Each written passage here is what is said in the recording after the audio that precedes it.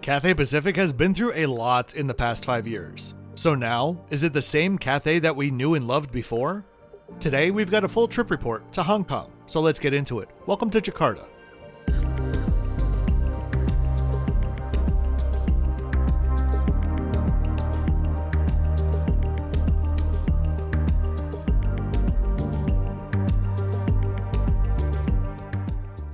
If you'd like to know the exact fare that I paid for my flight, or my next 5 videos in queue, please check out the description below.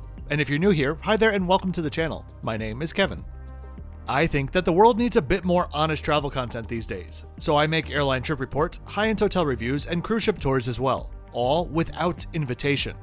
I always film without the company's knowledge, and I self-fund my trips to be sure I get a true experience. Then, I give you nothing more than my own personal, honest, unbiased opinion.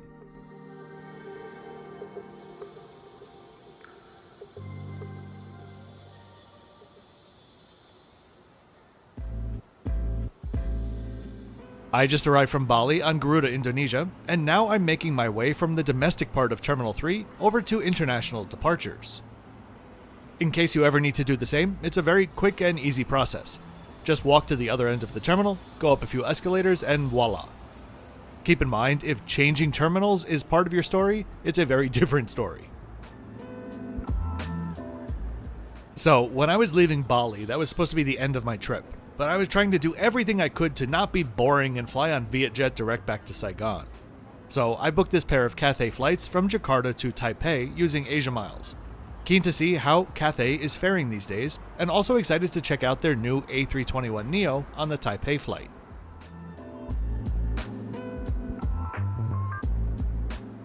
As I wait for check-in to open and search for some AC that's actually cold, a 60-second recap. So, Cathay for years was considered one of the world's best carriers, especially in business class and first class. Their connectivity in the mid-2010s was really pretty incredible. I remember when they used to have 4 daily flights just to New York. Then 2019 came. The Hong Kong protests and ensuing tourism and business exodus from Hong Kong left Cathay in a precarious position to begin with. Then came COVID. I'm not going to go into excruciating detail, but during COVID, Cathay put an unbelievable amount of pressure on their crew, requiring an insane amount of quarantining and isolating, most of this, of course, required by the government. That, combined with strict entry procedures, meant Cathay's business base literally just disappeared. Check-in began exactly 3 hours before departure, and there were already long lines at all the counters. Luckily for business, it didn't take too long with very friendly and efficient check-in agents. I was told that my original seat, 15 kilo, was inoperable, so they moved me to 11 kilo. Moving to a bulkhead is never something that I'm going to complain about.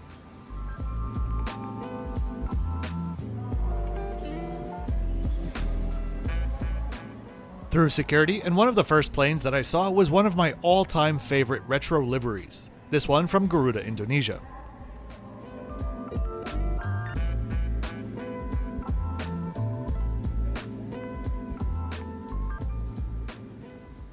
Is it just me, or are airports in Indonesia always too warm inside?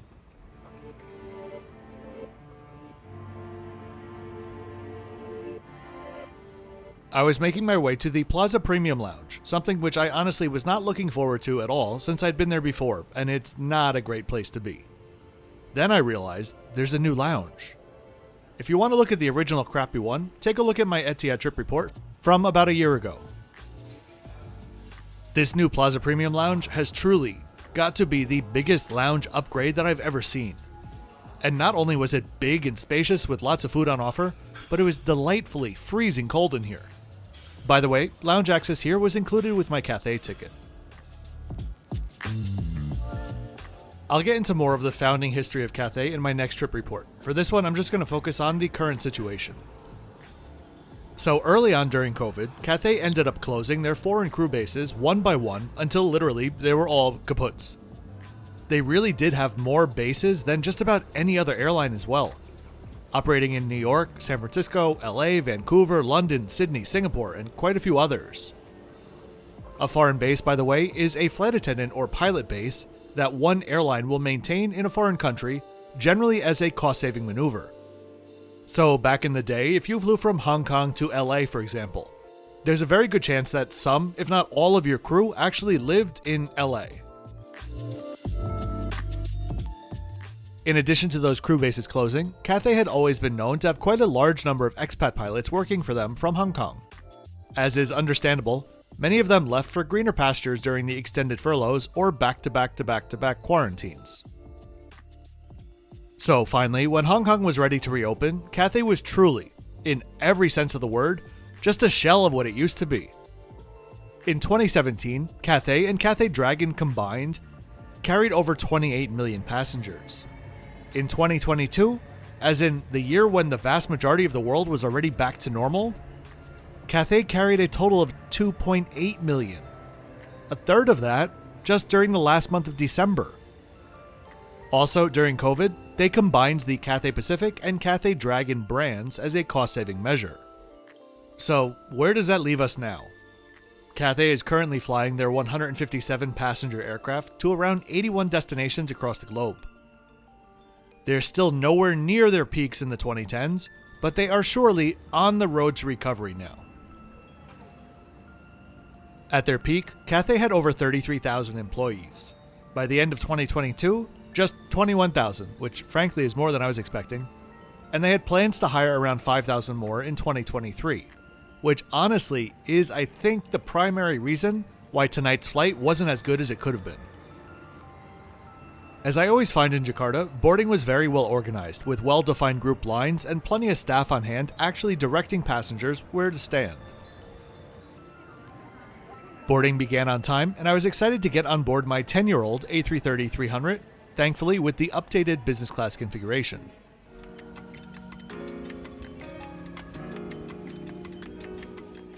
Let's check out today's flight stats. We would depart 1 minute ahead of schedule and make our way up to 38,000 feet for this painfully short red-eye, landing in Hong Kong around 25 minutes early.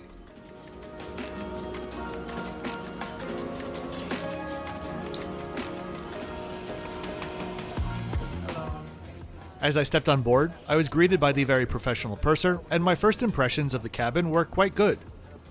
I'm not really sure why, but in my memory, the A330 reversed herringbone cabins always looked just a little bit dated compared to the 777s and A350s, but I didn't feel that today at all. In this configuration tonight, we had a single large cabin of 7 rows for a total of 28 seats. On all of their long-haul aircraft, Cathay uses Zodiac, now Saffron, Cirrus reverse herringbone seats. But just around 12 hours before writing this, Cathay unexpectedly announced that they would be debuting a new business class seat in Q2 of next year, called the Aria Suite. By all accounts, it looks to be the same seat that Starlux is using on their A350s by Collins Aerospace. Etihad has announced to use them on their 787s as well. While the renderings do look very nice and sleek and modern, I am a bit disappointed that they are getting rid of the green seats, which I've always been a fan of. Upon boarding, one thing that will strike you pretty quickly if you fly a lot is there's absolutely no atmosphere. Like, it's just silent. Take a listen.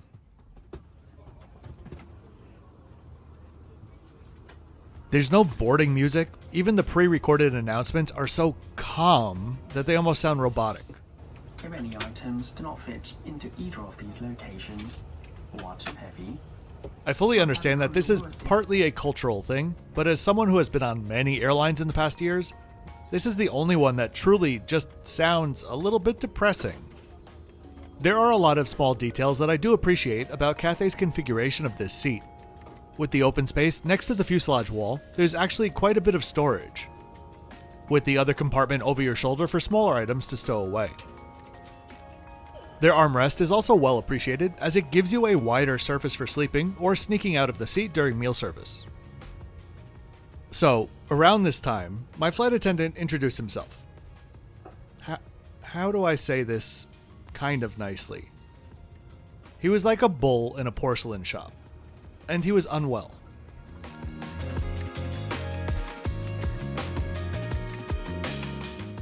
Crew serving me is sick enough that I can hear him coming down the aisle because I can hear him breathing from multiple rows away.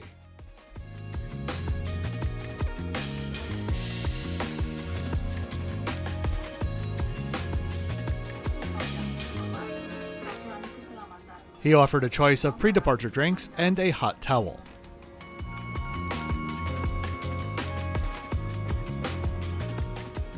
Here you can look at how much extra leg space you get if you're in the center seat in the bulkhead row. I wouldn't necessarily want to be there as you're kinda out in the open, but for anyone with mobility issues, the seats would be ideal.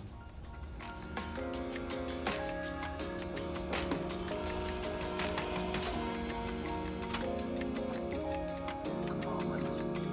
If any items do not fit into either of these locations, what to do? Our cabin crew will assist you in arranging the place and bag. Sedate. That was the word I was looking for before. The sedate safety video began and we pushed back.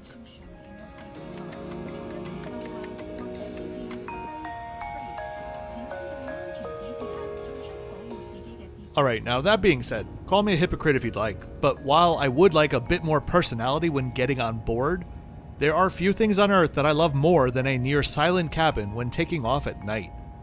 This is truly my Zen space.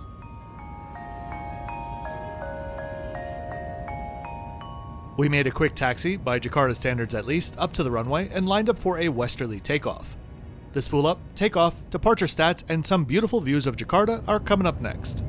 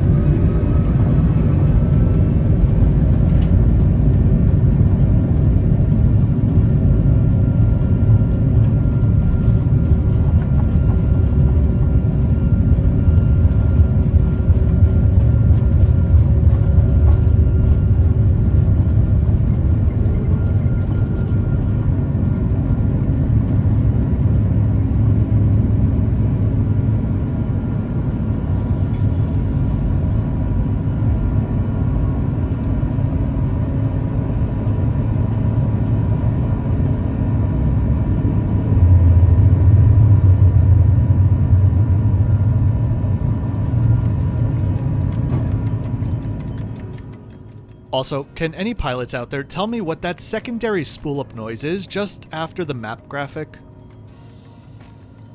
Our route would take us to the northeast before heading due north up to Hong Kong.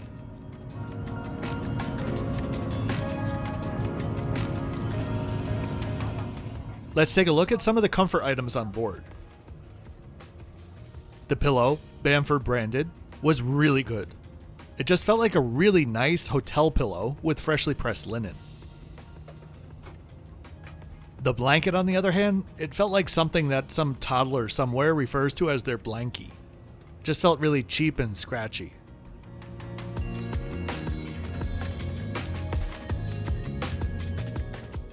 As for in-flight entertainment, there's a very good selection on board with plenty more categories in addition to what I've listed on the screen.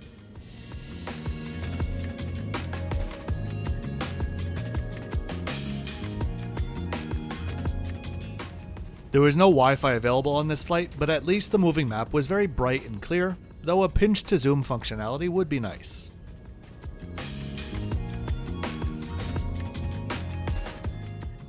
Headphones were good quality. If I'm not mistaken, I'd say that these are the same model that Singapore uses. Tablecloths were set, and my flight attendant returned. Here's the full menu for tonight's flight. Note that the red prices on the wine list are current retail prices for the bottles in the US, just to give you an idea of the wine value on board. I'll say, it's pretty bold to offer just one Argentinian white and one Portuguese red on, I guess, any flight that isn't between Portugal and Argentina. Dinner was served, and when I say that the tray was literally dropped in front of me without him actually coming to a complete stop, I'm not exaggerating. It was loud enough to jolt me the same like a triple espresso would. Choices for this 1 a.m. supper service were wok fried chicken with pickled young ginger or baked spiced barramundi with tomato harissa sauce. I went with the wok fried chicken. I'm not really sure what kind of electric steamer wok this was cooked in, but it certainly wasn't cooked nicely, swimming in a very liquidy sauce. The flavors were at least good though. The rice was cooked well, and that roll had seen better days. To finish, fresh fruit, which was oddly enough listed as the starter, and a strawberry mousse dessert. For the time of the day and the route itself, the food was fine. He collected my tray with the poise and precision of a newborn horse without even asking if I was finished, and that was the last I saw of him until descent, which I was totally okay with. After supper was over, I planned on taking a nap, but it seems the jet stream had other plans.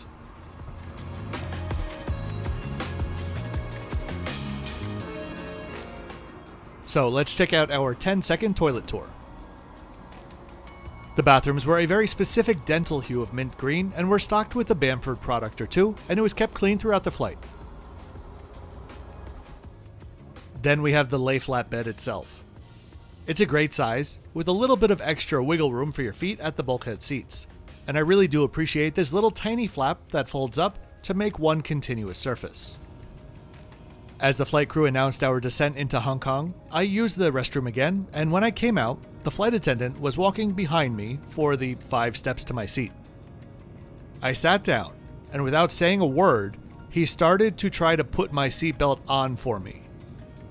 Genuinely confused at what he was doing, I said, "What on earth are you doing?" Except I didn't quite say it in such a family-friendly way. He stood up and said, "We're landing soon. You need to put on your seatbelt." To which I replied, "I'm not 9 years old," and he walked away. I'm not suggesting that this would be appropriate if I was 9, potentially even more inappropriate, but you get the point. Genuinely, I don't know what the hell was going through his head where he thought that was even remotely appropriate or necessary. Use your words.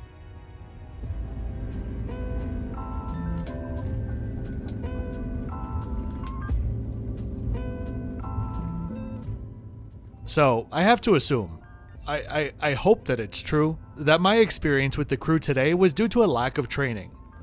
But on the other hand, I don't think you need to train people to not slam plates down and not randomly touch other people. The only other crew that I did have interaction with on this flight was the purser, and like I said at boarding, she was very professional and polite. Very Cathay. Him, I have no idea what was going on.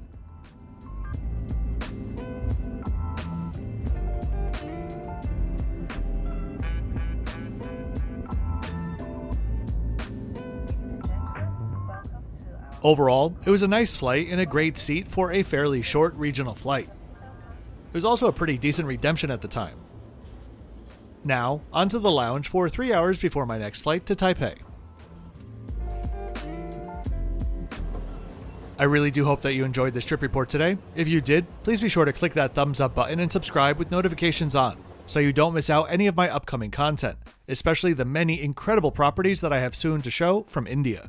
But I'll see you next time for the last of my Bali properties this time around, La Reserve 1785 Canggu Beach, and thanks for watching to the end.